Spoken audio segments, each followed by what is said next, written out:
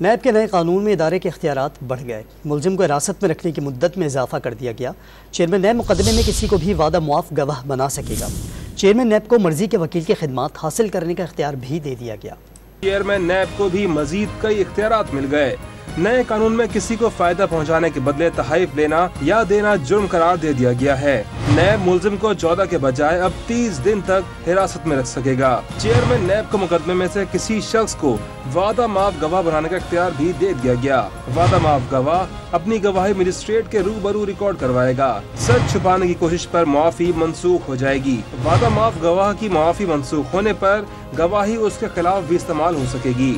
مقدمہ جھوٹا اور بدنیتی پر مبنی ثابت ہونے پر مقدمہ بنانے والے کو 3 سال تک قید کی سزا ہو سکے گی۔ چیئرمین نیب مقدمے کی پیروی کے لیے کسی بھی وکیل کی خدمات حاصل کر سکے گا۔ قائم مقام صدر صادق سنجرانی نے وزیر اعظم کی ایڈوائس پر نیب ترمیمی آرڈیننس جاری کیا تھا۔